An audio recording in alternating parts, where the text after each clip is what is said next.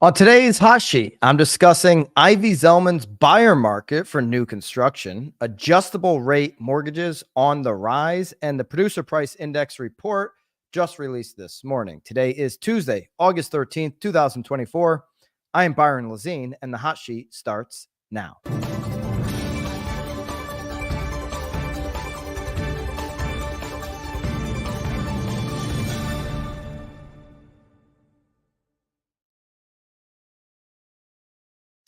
Good morning and welcome to the hot sheet, officially in the new Naples studio. I was in here yesterday, but now that Bobby is here, Bobby is in the house physically. We've fixed a few things up here on the hot sheet. So glad to have you guys with me. Let me know in the live chat, of course, which market you're tuning in from and what you think of the new hot sheet look. We're hoping. What's that? Jody is a fan. I can see Jody is a fan. We're hoping, obviously, to do some more fun things with the hot sheet as we move forward. But we've got a lot to talk about here, obviously, today as we get into it. If you get value every single day out of the hot sheet, hit the thumbs up down below and subscribe. Hitting the thumbs up allows this video to reach more people. It's the only live real estate show on the internet, Monday through Thursday, that the markets are open. All right, so we've got a inflation report out that we have to get into. I'm going to save that till the end. First, I want to get into the Ivy Zelman comments. Bobby, do you have the timestamps lined up for Ivy? Okay.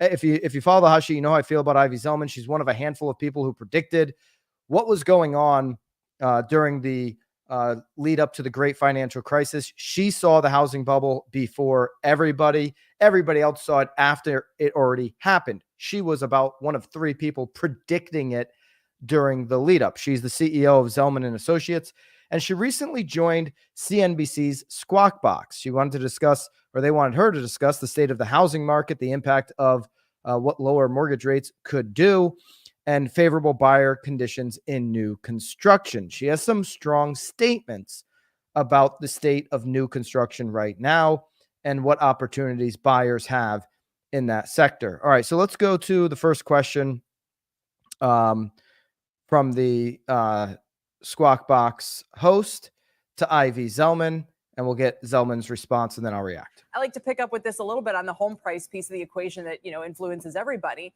What do you see any early signs of what direction that's going to play out? Yeah, keep it going. Well, at this point, I'd say that home prices aren't likely to go higher. I think they're going to continue to decelerate. Although the drop in rates had a bit of a mixed result, it's a little early to say. But remember, mortgage rates were over 7 late April and the first half of May. So it is about 50 basis points down, which certainly helps. A good rule of thumb is that a 25 basis point decline in rates is about equivalent to a 3% decrease in price. But today, I still think that it's a buyer's market and looking for opportunities for incentives from those that are buying new construction and mortgage rate buy down. So it's tough slaying out there. Okay, so I think we're going to see a lot of this conversation over the next 6 months. We've been talking about it here for the last 3 months, that prices aren't likely to continue to go higher. We're in the seasonal time frame when home prices don't continue to go up. We're seeing an increase in inventory, unlike any point of the last 4 years. We, in fact, have more inventory right now than the same time of 2020. Obviously, it was on a decline second half of 2020. There are some markets, like the one I'm sitting in here in Southwest Florida, where you've got the highest level of inventory in 7 years. In those markets, it takes a little bit of time. We talked about this yesterday, for sellers to actually realize the reality of, if you want to sell this weekend, where do you need to be priced? So prices are not just stabilizing in some areas, they are going to start going down. We got into that yesterday a little bit, where you're already seeing that in a couple of markets. You'll see more of that over the next 6 months, and you'll see more discussion start to ramp up around that. All right, go to the next question here, Bobby, if you could. You think it's a buyer's market, or do you think it's still a seller's market? Well, buyer's market for new construction, in that there are great deals. And, for example, I talked to a builder late Friday to say, hey, did you see any benefit from the drop in rates? And they said no, but we were able to buy 3.99% commitments for mortgage rate buydowns, which is definitely a good deal for a consumer. So in the new construction market, a new construction. Go ahead. We can finish it up. 3.99% mortgage rate is pretty attractive and probably gets you back to sort of normalized affordability. The new market is about 10% above trend line. The existing market's still about 20% above trend line, even if you account for the drop that we've seen in rates. Yeah, obviously 4%, $399 Walmart pricing is very attractive for buyers. But buyers they're absolutely in a buyer's market right now for new construction. New construction is well over 6 months of inventory. We've covered this in the past. 6 months of inventory is the break-even point where, and this is specific to only new construction housing. Of course, we're, about 4 months of inventory if you look at existing home sales, which would still lean towards seller's market, starting to tick up here month over month. And we'll see what the new report is later this month, but starting to tick up towards that 6 month, even in existing home where you have a neutral market. We're well above that on new construction. So it is a buyer's market. They have the ability. They wouldn't be, the buyers aren't, or the builders rather, aren't handing out rate buy downs out of the goodness of their heart. Geez, really, they weren't doing that. Obviously, they didn't have to in 2001 or 2021, rather, when rates were already low, but they wouldn't do it if they had enough demand. If they were below 6 months of inventory on new construction, they're well above 6 months. It's a buyer's market, and buyers have control and the ability to negotiate, because every month that rolls over, more and more new construction, single family residential comes online. The builders are in the middle of construction right now. They're committed to certain projects and they have to finish those out. And that inventory continues to stack up in the market, giving buyers a clear advantage. If I've got new construction in my market, I'm making sure I know everything about those communities because they may be sitting around for a little bit. There may be, 24, 12 months of these properties sitting there, and your ability to know everything about them, being the expert, covering that, obviously with your local data, would be a huge advantage for you as a real estate professional in that market. Let's go to the next one here. Wow, it's amazing how they flip-flop from how it used to be, 10, 15, 20 years ago. What about the builder stocks, which were under pressure last week? And, I'm curious kind of what are their catalysts? What drives them at this point? People have now pointed to buybacks. They've pointed to, financial and things that they can do that aren't just on activity anymore. But how are you thinking about them? Well, the builders right now are definitely still on an absolute basis seeing pretty healthy absorption. I think because of the pressure on price, we're going to see a normalization of gross margins, which we think should be reflected in analysts' outlooks. With that said, if we see further pressure than people are accounting for, the stocks might be under pressure in the near term. But I think that, again, they're better businesses than they were in prior cycles. I think people are optimistic that they can weather any significant downturn better. But I don't really see a catalyst in the near term unless rates were to drop another 50 plus basis points to get us back to trend line and for affordability. So I'd be a little bit leery that comes to fruition today. But if it does, in fact, come to fruition, I think that the stocks will start to react positively. Yeah. I mean, builder stocks have done so well over the last couple of years, outperforming the Dow, outperforming the NASDAQ. We've covered that on this show in the past. It seems like, any more of those significant gains would just be counter to reality. It's hard to imagine. So we'll see what happens. Let's go to the last question and answer here. And that's a tricky equation, I guess, Ivy, because if rates go down that far, who knows what we're talking about in terms of where unemployment has to get to, right, maybe for the market to price that in. So, and at the same time, we have seen existing inventories rise to a degree here. So are we moving the equilibrium point here between the kind of advantage of new construction versus existing? Well, that is a good point. Nationally, the last data point showed that inventories were up almost 25%. A lot of the Florida markets are seeing the greatest increase. Tampa's up over 90%, but across the board, I'd say 70, 80% in most of the MSAs. Denver's up, San Diego's up. And because of that, it becomes a more competitive market for builders to, definitely have less advantage than they've had when they were the only game in town.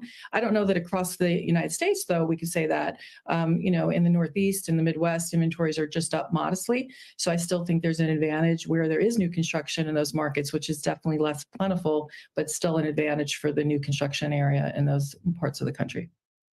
All right, there's your conversation with Ivy Zelman on Squawk Box. Short conversation, not much there. She mentioned MSAs. That's Metropolitan Statistical Area. If you're wondering what she meant there, for those in the real estate industry, MSA may mean something to you differently, partnering with your lender, that type of thing. But when she's saying MSA, it's Metropolitan Statistical Area. The last question there was right on the money. It's something that we continue to talk about. If you're rooting for low rates overnight, if you're rooting for the fives, the low 5%, which, listen, we all want in a perfect world. Of course, we want low 5% 30-year fixed interest rate. You're also rooting for a lot of people to lose their jobs, and that was the lead-in question there. If rates go down that far, who knows? He says, what we're talking about in terms of where unemployment has to get to. Unemployment has to increase for the rates to come down quickly. The rates can come down over time. The spread between the 10 and the 10-year and the 30-year can normalize. Over time, the rate can work itself down into the 5s, right? There's a lot of projections that you don't get into the mid-5s really for another 18, maybe even 24 months from this point. If you just have, a normal, movement from here. What has to happen for it to move fast, rapidly, is bad things. People losing their job, some type of unforeseen war that we don't want to see. All those types of things would have to happen in order to see rates come down very quickly. So great question there, because I don't think enough people really take that into consideration. I'm going to wait for rates to come down. Okay. So you're waiting for unemployment to go up. If you're looking for it in the short term, you're waiting for unemployment to go up fast. You're waiting for something bad to happen. And that's the conversation that I think buyers, they're just maybe not getting enough of the time. Hey, I'm going to wait. They end up driving a lot of the decisions too often, as opposed to getting the education from their agent. That's why we're here doing this together. Agents of Change believe in closing the knowledge gap between what the reality is and what where the consumers are at right now. And that's a conversation that I think needs to take place with consumers to help them better understand.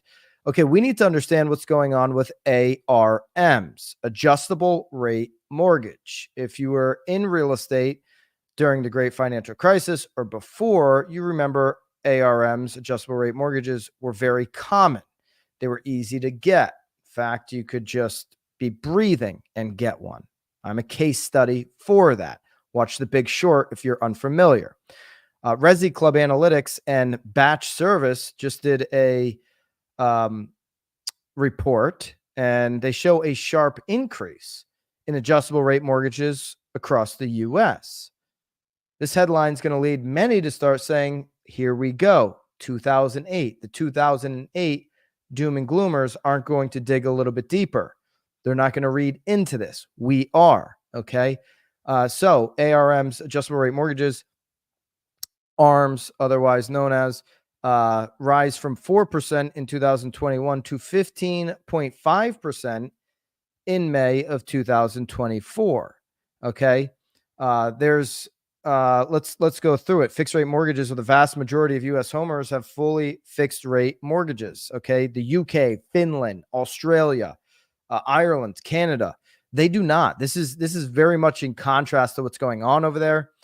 They get fixed sometimes for like 2 to 5 years. Then they're always in this, refi game. They basically do ARMs in the in that market, in those markets over the pond there. All right. So in 2021, ARMs were just 4% here in the US. Now, of course, over 15%. The peak of the housing bubble in 2005, 45% of U.S. mortgages were ARMs, with 80% of subprime mortgages being ARMs before the crash. Okay, so 45% versus 15.5% today, two very different worlds, but from 4% to 15.5%, that number is growing, and it's something to consider and something to take a look at. The ARM products are rising as buyers are seeking relief in a strained affordability environment. Okay, so where can ARMs work and where can they not work? Obviously, in this market, if you just, if you get unemployment to go up very quickly and the rate to go down very quickly, they can refi out of it. Bobby, I moved this thing. Still working out some kinks here in the new studio, so I can't see that comment. If you want to. Jody saying that she's from Canada. And, Jody's from Canada. Come with 1 to 5 year term. Yeah, so Canada's a good example. 1 to 5 years. And then they're always playing the refi game over there in Canada. So that costs the consumer money, when they're doing that. The thing about people don't understand that are in the US and don't know these other markets, don't understand how good they have it to have a 30-year fixed, to know even at a 7% interest rate, to have a 30-year fixed and know your cost, to have it fixed in, and then obviously taxes and insurance are going to be the only things that fluctuate. But to know exactly what your principal is as a fixed cost for 30 years is such a rarity versus the rest of the world.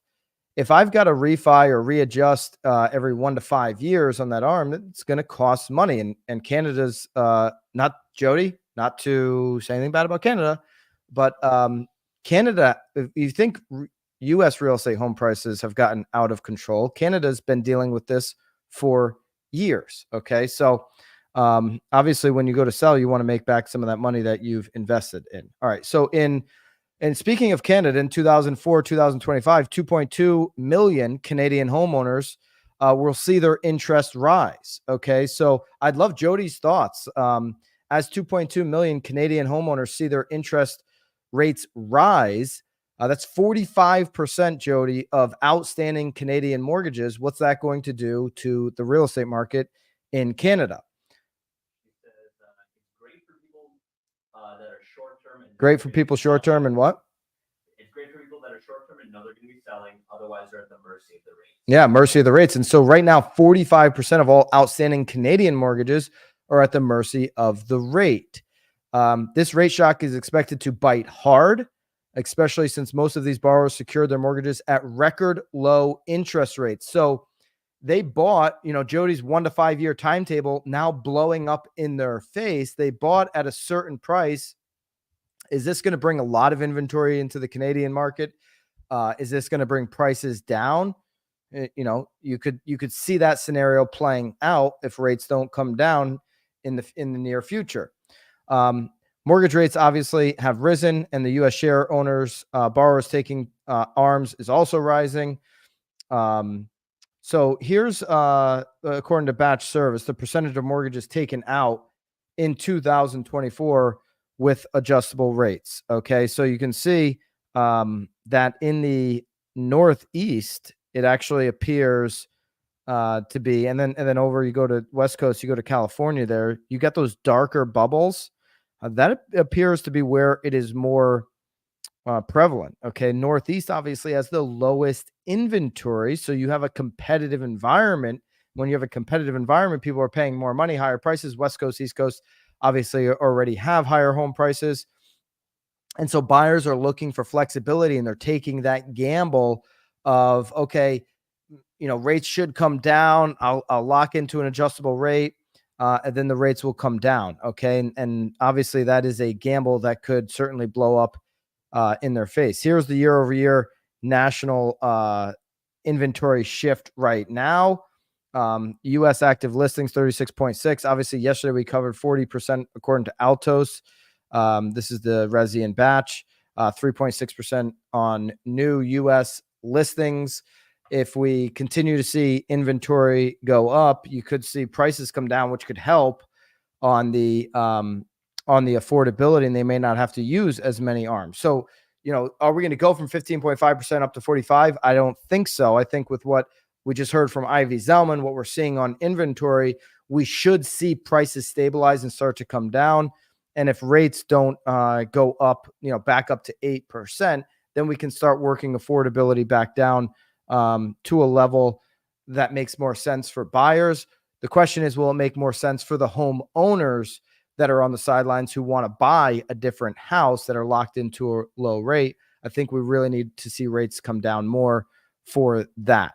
It's also important from batch service. They find that the ARMs are on the rise, but that they are different from many of the products issued in the mid 2000s.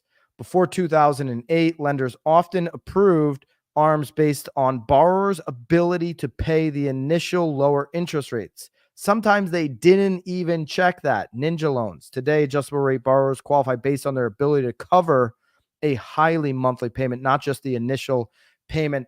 I asked a lender this morning what his thoughts were on this, and he said, in recent times, I haven't had many clients going with the ARM products since I found that most banks are pricing their fixed rate options similar to the ARM products. And so that what we just saw here in Resi Club, that, hey, they got to qualify based on their ability to cover. That's what he's talking about. Most banks are pricing their fixed rate options similar to the ARM products. So often there's not enough benefit to make it worth going with the ARM. Okay. This is a lender who was in business before the great financial crisis, been in the business since the early 2000s, over 20 years here. So saw what happened then and is just commenting on what he sees now. Even though most folks I talk with do think it's likely rates will go down, it's not guaranteed. Okay, so the fixed rate is the safer way to go, especially when that's not a big difference between the fixed and the adjustable rate. He just doesn't see a big enough benefit for his borrowers right now to go with the ARM. The exception would be on the higher jumbo rates, which is the loan amount over $766,550. I do see there is a bigger savings in the adjustable ARM rate options compared to the fixed rate on jumbo loans, and therefore I'm seeing more people opting to go with the ARM option on what market you're in. Some areas have very few jumbo sized loans, and other areas have more jumbo loans. That's where I'm seeing more ARMs. So interesting insight there from a lender who's seen it before and after. The most common ARM rates today are 5-1 and 7-1 mortgages. Okay, so there you go. There's your data on the ARMs. 15.5% today versus 45% during 2025 peak before the great financial crisis. So if somebody, that's, I think, the big takeaway there. If somebody wants to talk about the headline, talk about the fact that we're in a dramatically different situation than we were in 2008, and that the borrowers of ARMs are qualifying for the higher payment when back then on those 45%, they were not. Okay, so much different situation there. It's harder to qualify for a loan.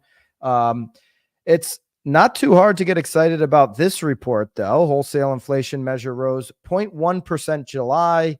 The big punchline is that is less than expected. This is otherwise known as the PPI, the Producer Price Index, measures selling prices that producers get for goods and services, increased 0.1% on the month. Labor Department Bureau of Labor Statistics reported at 8:30 a.m. Eastern Time this morning, and core PPI was flat. The economists surveyed by Dow Jones have been looking for an increase of 0.2% on the all items and the core reading. So both coming in better than expected. Great news here as we look forward on what the Fed might do. I mean, let's go to the CME report right now and see if this has changed. Yesterday was a coin flip, 50-50. Is it going to be a 0.25% rate cut in September? Is it going to be 0.5%? They were saying, yes, as of yesterday, 100% chance that there is a rate cut. They're still saying 100% chance that there's a rate cut, but their odds now have leaned more towards 0.5 point after the PPI. There's still a ton of data that can come out before September. I think this is going to be the next meeting is going to be September 18th. Okay, so September 18th is the next meeting date. There's going to be other data that comes out, but now we're seeing a 55.5% chance that it's a 0.5% cut versus yesterday being a 50% chance. So they see the CME group sees the PPI report. They like it. The markets like it. Stock market's up right now, I believe. We'll take a look at that here. Stock market. The futures were up off of this news. The 10-year was down.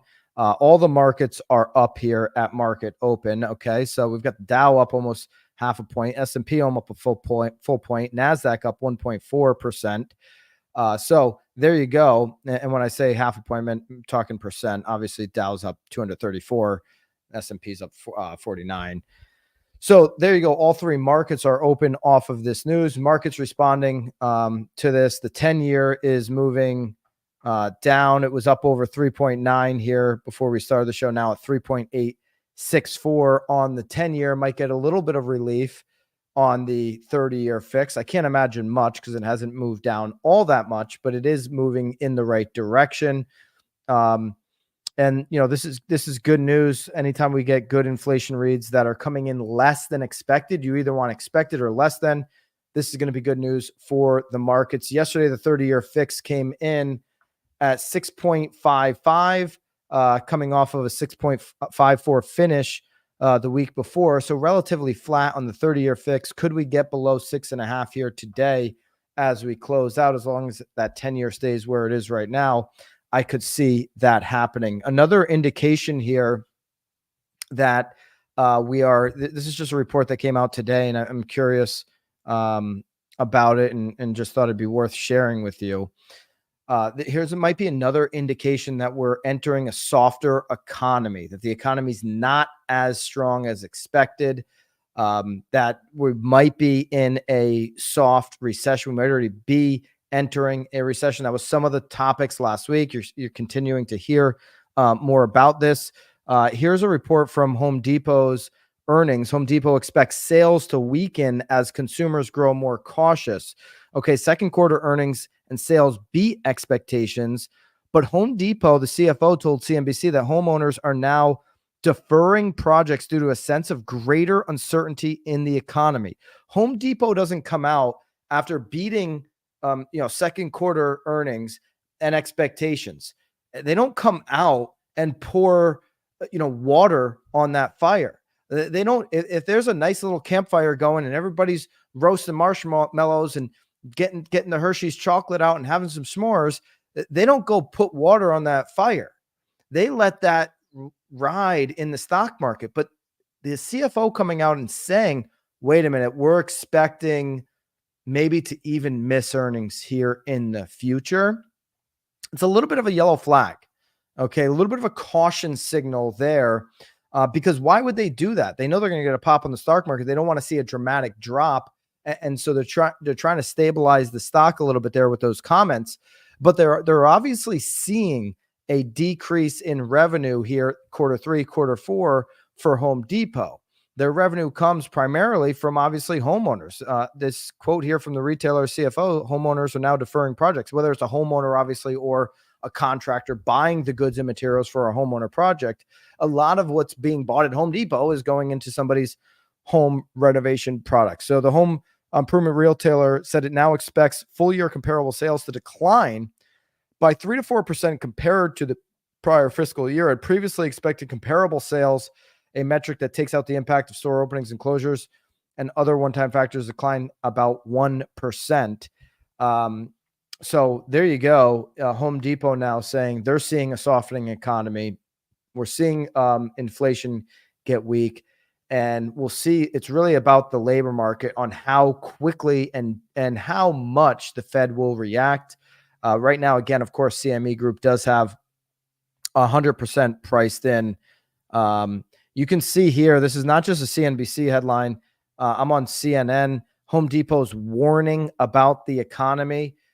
So there are more than just a number of places, just a handful of places that are saying, hey, there are warnings about the economy. They're going to, I said this yesterday, you're going to keep seeing these headlines. There was also, I had CNN open. I had CNN open for two reasons. One, they stopped asking me for a paywall like they were doing last week. I put out this tweet last week. CNN is asking me to sign up for their paywall. CNN, I would never do a paywall. Nowbam.com, we don't believe in paywalls. We know some legacy real estate media companies do. We don't believe in it. It's why our podcast, This Information is Accessible. We think information should be accessible, and all of our articles on nowbam.com are accessible. So you can go on nowbam.com and get articles without a paywall. If you want to have the courses, the content that's done for you, if we're delivering you a product that lives inside of BAMX, you can get inside of BAMX by using code HOT to get 10% off of BAMX. And of course, you're going to get access to the Hot Sheet show notes each and every single day. We upload these as well as all of the graphs and charts that live from this show. We upload those every single day inside of BAMX. Use code HOT. We also have monthly course drops, live streams, and our Friday BAMX in a Box content, social media templates, emails, email scripts, blogs, and video scripts, all done for you, delivered directly to you inside of the BAMX platform and into your inbox, all inside of the BAMX community. Use code HOT to get 10% off of that. But anyways, I had CNBC open because there was a headline about the huge shakeup in the real estate industry coming later on this week. Be prepared for an ensemble of those headlines coming this week. We've been preparing right here on this show every single day to have the knowledge, to have the information, to be a viable advisor in the real estate industry, be somebody that people want to go to, that need to go to, the consumers need to go to, whether you're real estate agent side or any other side of the business. You could be an attorney. You could even be an inspector or a lender, or whoever, dealing with customers. And we want to help agents of change and help them close the knowledge gap with those customers. So that's what this show's all about. Hit the thumbs up and subscribe if you got value from the show. We'll have a new Real Word podcast up later on here on the main channel. Go over to the video tab for that. And I will see you guys over there later on today. Until then, of course, toodaloo. Have a great day.